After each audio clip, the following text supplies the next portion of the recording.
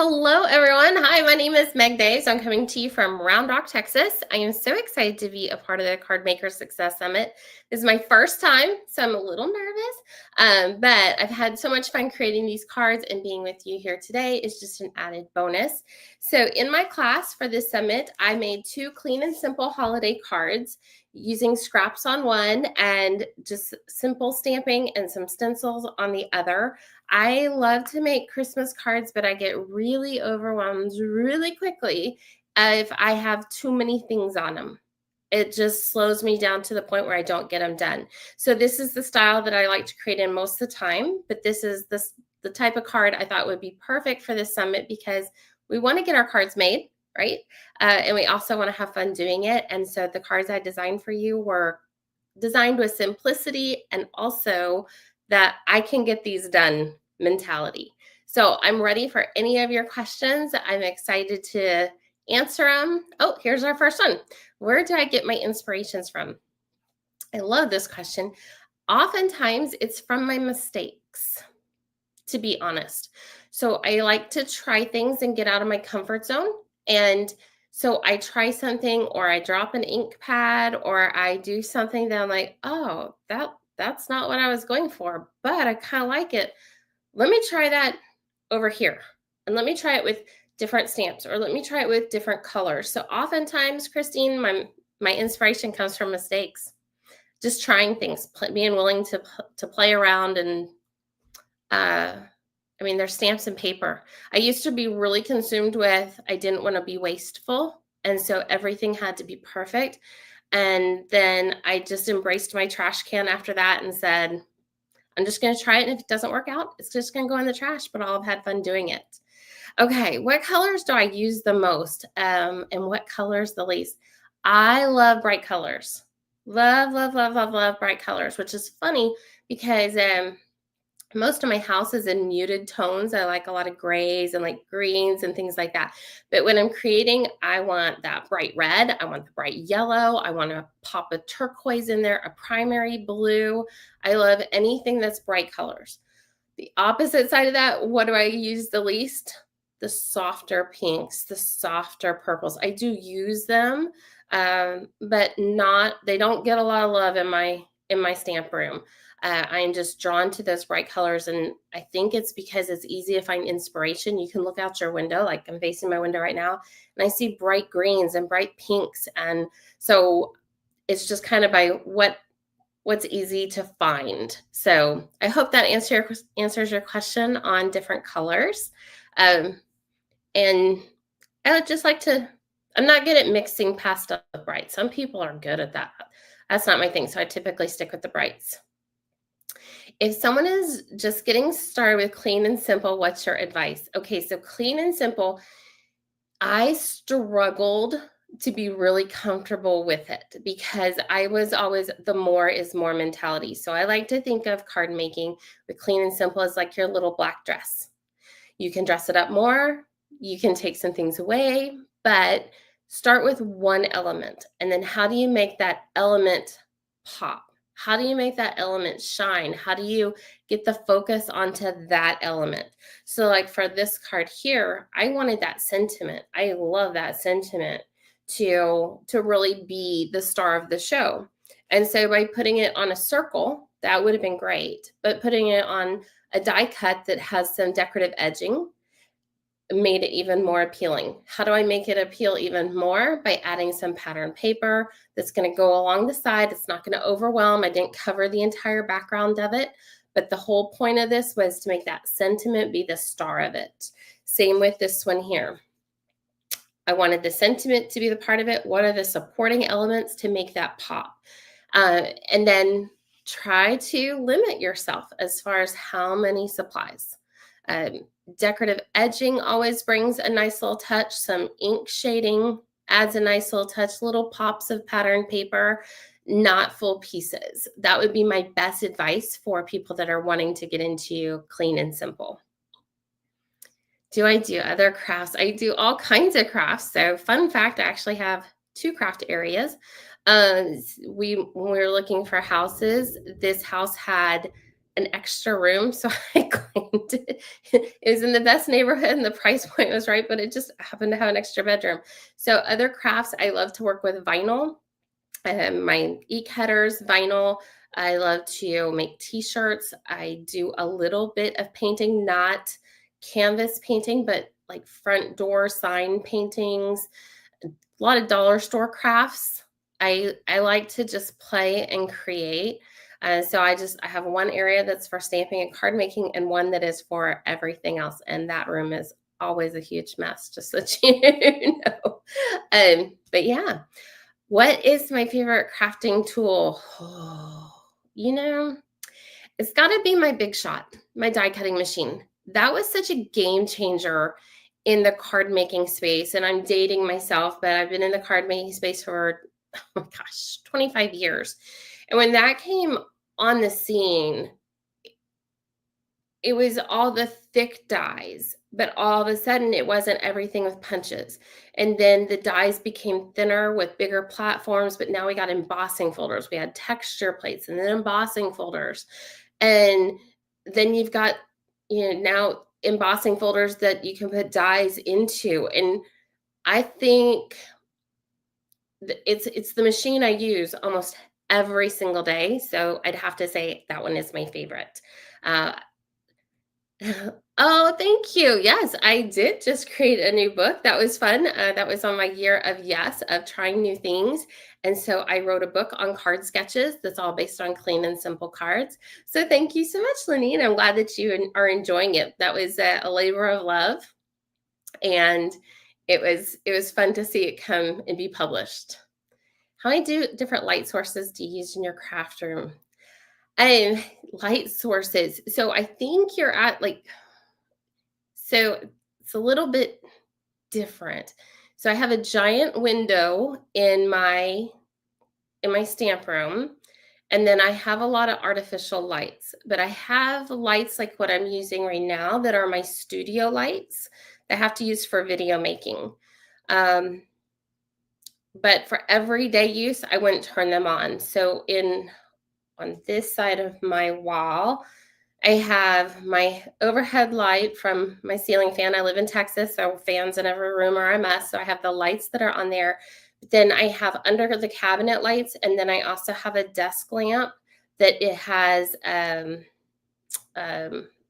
the daylight bulbs in it. Sorry, I was blanking on that. The daylight bulbs, I prefer those over different ones that like I used to use ot lights a lot, and then I switched to daylight bulbs, and it was a game changer in my crafting space. So as far as light sources, giant window for natural light, under the cabinet lighting, and then yeah, I'd have to say my daylight bulbs. I think that answers it. Uh, for someone just starting out looking for markers, do you recommend water or alcohol based markers, and why? Fantastic question, Ava. I love alcohol markers. So, water based markers are fantastic for if you want to color on your stamps, in my opinion. Like you want to stamp on them. Some people call it huffing. I say give it the breath of life, where you go and then you stamp. So you're able to stamp in multiple colors. That's the only reason I ever use water-based markers. If I'm going to be coloring in, I'm using alcohol markers. The reason for that is I don't like to see lines when I'm coloring, and I can go back over it. I can blend them, but you can also color with them and then let it dry and then go back over sections of it with the exact same color and get a more rich look. So in some of my coloring, I'll have 4 layers of colors and it looks like I used 4 different markers. I only used one. You cannot do that with dye-based markers. You've got to have the alcohol-based markers for it.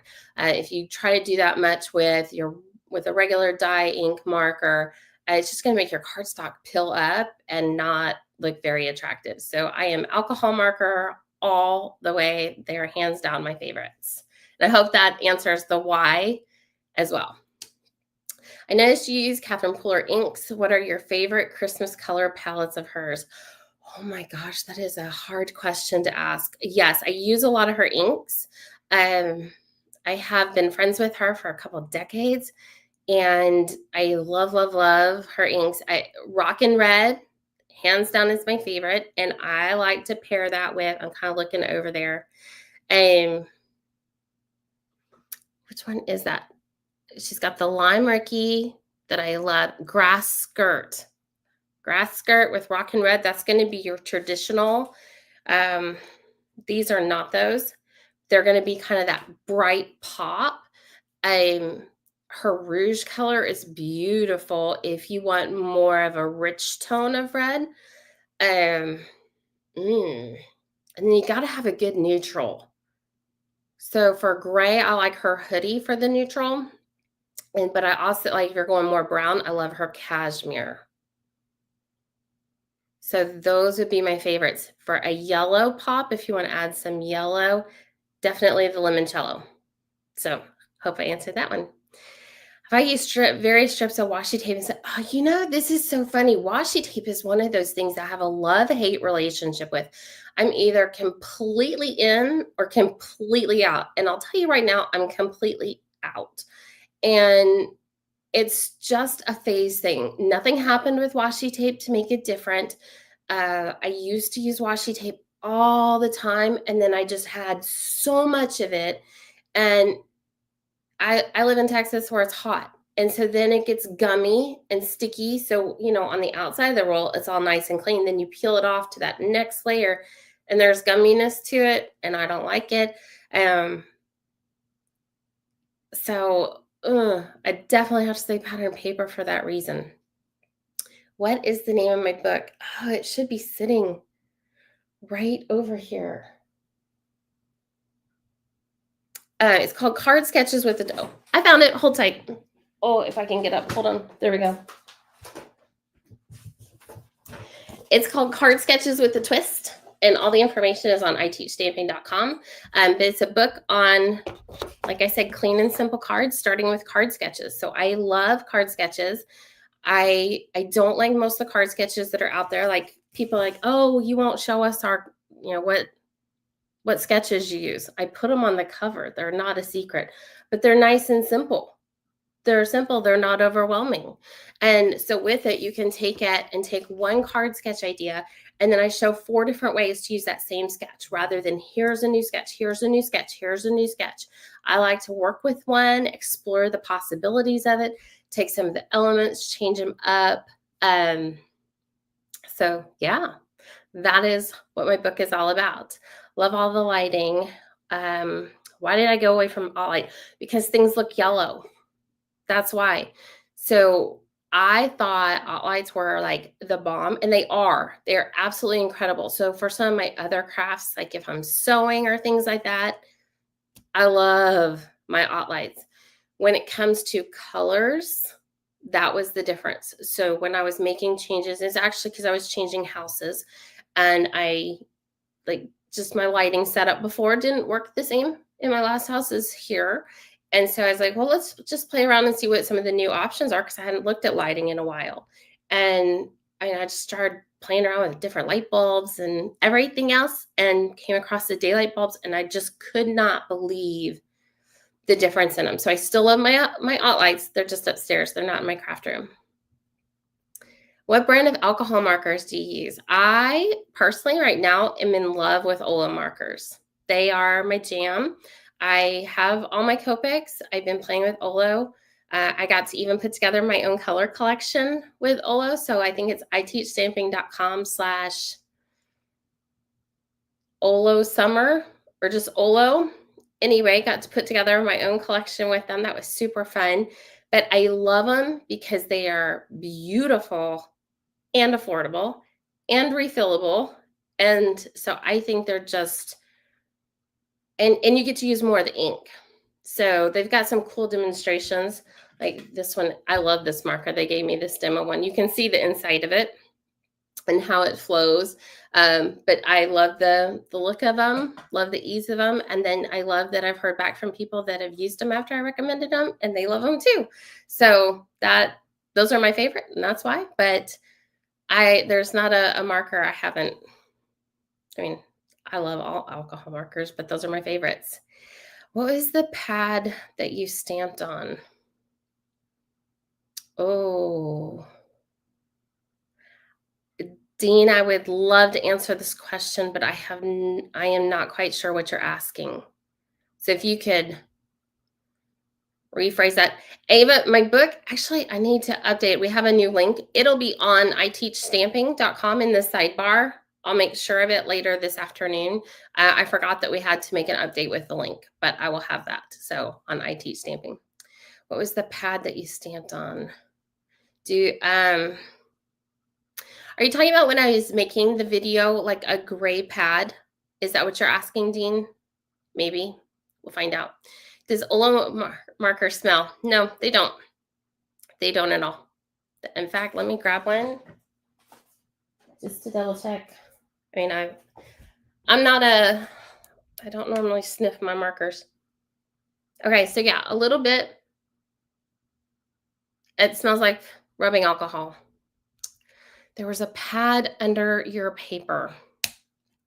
So I think I might know what you're talking about. Fun fact, I don't have it anymore. So it was probably what I was using to stamp on. My latest favorite stamp, I can answer what I'm using now instead. Let me grab it. If y'all haven't played with these are a game changer. So this is from Glassboard Studio. What I love about it, it's not just it is a glass mat, but it's magnetic, but it has feet on it. And those feet for a stamping surface have just enough give. So that's why with stamps, back in the day, we had the wood ones. Here, I'll grab one. It's a good thing I can reach everything. So we had these, right? You had a wood block, and then you had foam and then rubber on top.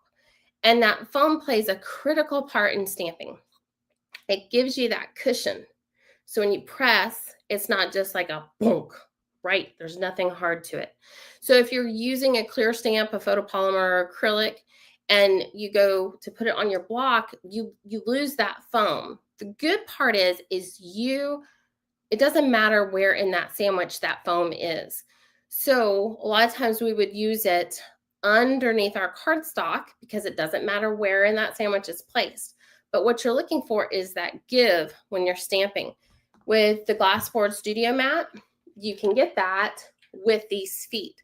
So this is, we made these videos for this summit a little while back just to make sure they were all done in time. And so I met the owner of Glassboard Studio in May. Is that right? No, in April. And I have completely switched to it. I have a coupon code at iteachstamping.com/glassboard. And I think it saves you 15% off your entire order. And then they have fun magnets that are like with handles rather than like some of our stamping platforms that you struggle with the magnets. I love their magnets. But I hope that answered your question, Dean. So what I used to use, I don't anymore. What do you do when you've lost your mojo? That is, yeah, that's a great one. So what I normally do when I've lost my mojo is I go back to what I love doing the most with card making. I have some of my cards that are my hands down favorites that I've kept. And I go back to those cards and I look through them. And what is it that I really liked about that card? Was it the background? Was it the sentiment? What was it? And I start from there. So I think starting, like, we always want to play into our strengths. So if you go with what your favorites are, then it kind of gets you back into that. If I'm already in struggle mode, like I've made 10 cards and all 10 went in the trash, and then I'm trying to force out something else, I know I'm just going to stay struggling. So instead, go back, play into your strengths, do something that you love the most. Like I love to color, so it's real easy for me to say, okay, I'm not going to make a card today. I'm just going to color a stamped in image. And then most of the time it winds up turning into a card after I've made that. But that's my best advice when you've lost your mojo, is just go back to the basics of what you love the most and the things you love to do the most with your card making. It's time to wrap up. Okay, yes, everyone tag me if you've got any more questions. I would love to see your comments. Thank you so much for having me on today, and I hope you guys are enjoying the summit and you're ready to see the rest of it, and I hope I get to do one of these with y'all again. Thanks for having me.